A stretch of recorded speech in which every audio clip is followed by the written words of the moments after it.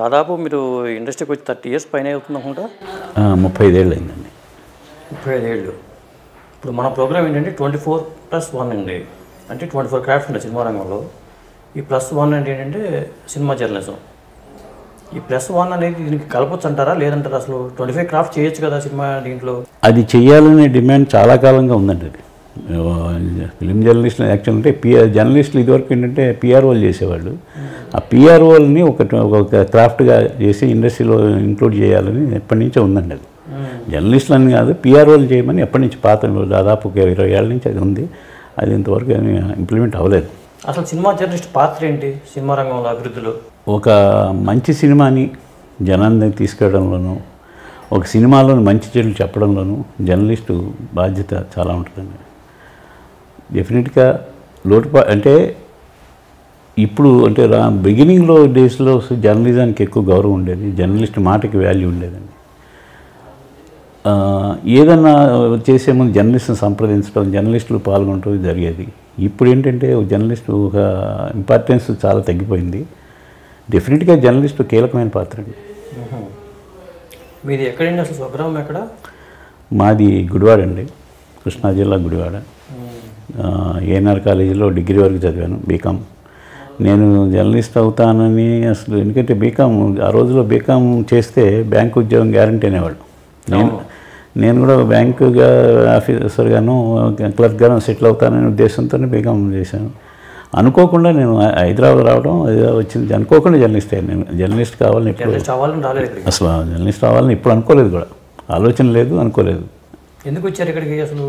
నేనంటే మ్యారేజ్ చేసుకున్న తర్వాత హైదరాబాద్ వచ్చానండి. అప్పటికే పెళ్ళి అయిపోయింది మీకు? నేను డిగ్రీ అయిన 6 monthsకి మ్యారేజ్ అయిపోయింది. హైదరాబాద్ వచ్చేసాను. హైదరాబాద్ వచ్చి ఉద్యోగ ప్రయత్నం చేస్తున్నప్పుడు మా ఊరి చేతను ఒకతను నారాయణ అని ఒకసారి నాకు దారిలో కలిసి ఏం చేస్తున్నావు అంటే, ఏం చేయట్లేదు, ట్రై చేస్తున్నాను, నా జాబ్ కోసం ట్రై చేస్తున్నానంటే, నువ్వు ట్రాన్స్లేషన్ చేయగలవా అని అడిగాడు. ఇంగ్లీష్ టు తెలుగు చేయగలని చేస్తాను.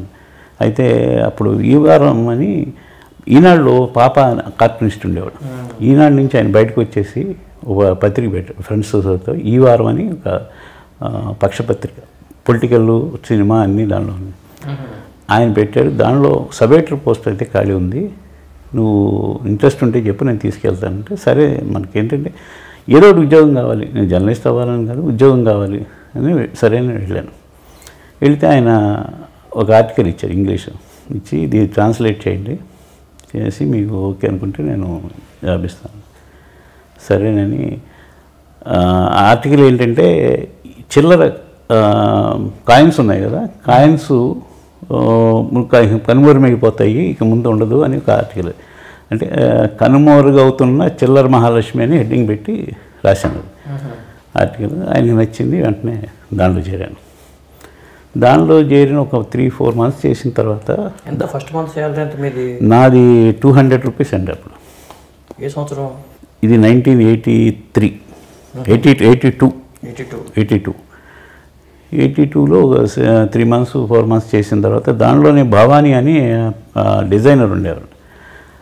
ఆయన చెప్పి, ఎంతకాలం దీంట్లో 200 ఫ్యామిలీ ఉందని, పెళ్ళయింది, కొత్తగా పెళ్ళయింది, ఖర్చులు 200 సరిపోతాయి, నువ్వు ఆంధ్రజ్యోతిలో ట్రై చేసుకోమని చెప్పాడు. ఆంధ్రజ్యోతిలో ట్రై చేశాను, కుదరలేదు. అప్పుడు ఉపేంద్ర గారిని ఆంధ్రజ్యోతిలో సీనియర్ కరస్పాండెంట్ ఉండేవాడు. ఆయన ఫ్రెండు, ఆయన ఫోన్ చేస్తే, ఒకసారి ప్రస్తుతానికి ఖాళీ లేవమ్మా, ఏమన్నా ఉంటే చెప్తాను. అదే టైంలో కందనాథ్ చెన్నారెడ్డి గారు పల్లకి వారపత్రిక ఆంధ్రభూమి నుంచి బయటకు వచ్చేసి పల్లకి వారపత్రిక స్టార్ట్ చేస్తాను, ఇంకా మొదలవ్వలేదు, పెట్టాడు ఆఫీస్ తీసుకుని. టైంలో ఈయన భవానీ గారు నాకు సజెస్ట్ చేసి అక్కడికి వెళ్ళి ట్రై చేయంటే ట్రై చేశాను. వెంటనే ఇక్కడ చేశాను. 200లలో 300 రూపాయలు అయింది. కందనాథ్ చెన్నారెడ్డి, శివప్రసాద్ గారు ఎడిటర్ అక్కడ. ఒక పల్లకి అది ఒక సంచలనం అయింది ఆ రోజుల్లో. ఎందుకంటే ఆంధ్రభూమిలో కనకామరాజు గారు ఎడిటర్గా ఉండేవారు, శిఖరాజు గారు అంటారు. ఆయన ఇప్పుడు ఎండమూరి వీరేంద్ర, తులసిదళం, మల్లాది, వీళ్ళందరూ దాంట్లో మంచి పోటీ పడుతూ ఉండేవాడు అక్కడ. వాళ్ళందరికీ ఆయనతో గొడవ వచ్చింది. వాళ్ళు ఆల్టర్నేటివ్ చూసుకున్న టైంలో పల్లకి వాళ్ళకి ఆల్టర్నేటివ్ అనిపించేది. అందుకని నేను మల్లాది గారిని, ఎండమూరి గారిని చందు సోమబాబు అని ఉండేది. వీళ్ళందరి పేర్లు వింటాం కదా, ఇప్పుడు చూడలేదు. వాళ్ళందరూ మా పల్లకి ఆఫీస్కి వచ్చేవాళ్ళు. వాళ్ళతో అక్కడ నాకు అట్లా పరిచయం అయింది. వాళ్ళందరూ పల్లకిని సపోర్ట్ చేశారు. పల్లకిలో నేను యాక్చువల్గా అన్ని పనులు చేసేవాడిని, ఆఫీస్ బాయ్ దగ్గర నుంచి. ఎందుకంటే మా శివప్రసాద్ రెడ్డి గారు మా గురువు, నా తొలి గురువు ఆయన. ఆయన ఫ్రీడమ్ ఇచ్చారు అన్ని పనులు. నేను కంపోజింగ్ సెక్షన్కి వెళ్ళి కంపోజింగ్ చేయించడం, కథలు. ఇప్పుడు ఈ కంపోజింగ్ ఉందండి, కంపోజింగ్ సిస్టమ్ ఉంది. అప్పుడు కంప్యూటర్లు అప్పుడు రాలేదండి, రాలేదు, అప్పటికి రాలేదు. ఎండమూరి వీరేంద్రనాథ్ దగ్గరికి వెళ్ళి ప్రతి వారం సీరియల్ వారం రాసి ఇచ్చేవాడు ఆయన. ఆయన దగ్గరికి వెళ్ళి సీరియల్ ఎపిసోడ్ ఆ వారానికి సంబంధించి తీసుకోవడం, కరెక్ట్ చేసుకోవడం, అట్లాగే రైటర్స్ అందరితో మాట్లాడటం, ఇవన్నీ పనులు మొత్తం. రైటర్స్కి కరస్పాండింగ్ వాళ్ళందరికీ రెమ్యునరేషన్ పంపడం, ఆఫీస్ వర్క్ మొత్తం అన్ని, ఫీల్డ్ వర్క్ అన్నీ నేను చేసేవాడిని. ఆ టైంలోనే సినిమా అనేది నాకు కొంచెం బేసిక్ మొదటి నుంచి ఇంట్రెస్ట్ ఉండేది. సినిమా షూటింగ్స్కి ఏమన్నా ఇన్ఫర్మేషన్ వచ్చేది అప్పుడు కవరేజ్కి వెళ్తే. ఒకసారి విఎస్ఆర్ స్వామి గారు ఫస్ట్ టైం డైరెక్ట్ చేస్తున్నాడు, సినిమాటోగ్రాఫరు. పద్మాలయ స్టూడియోలో ఓపెనింగ్ అది. విఎస్ఆర్ స్వామి గారి సినిమా, ఆయన first time director, 3D film అది ఓపెనింగ్కి పిలిచారు.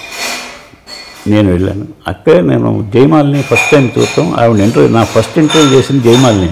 ఆవిడతో నా ఫస్ట్ ఇంటర్వ్యూ అప్పుడే వెళ్ళినప్పుడు సరదాగా మాట్లాడి, అప్పుడు మంచి పీక్లో ఉంటుంది ఆవిడ, చాలా పీక్, 84 ఐ థింక్, 84 అప్పుడు ఫస్ట్ ఇంటర్వ్యూ జయమాలిని చేశాను. స్పాట్లో అండి.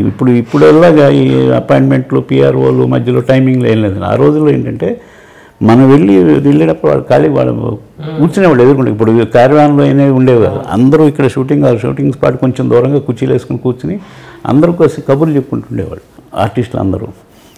మనం వెళ్ళి డైరెక్ట్గా అడిగితే వాళ్ళకి ఇవ్వాలనుకుంటే ఇచ్చేస్తారు, లేదండి వాళ్ళు కాదండి రేపు రండి అని. అంతేకాదు ఈ జనరల్ చాలా ఇంటర్వ్యూలు నేను అలా స్పాట్లో చేసినవి, వెళ్ళి అడిగి తీసుకొచ్చి చేసినది.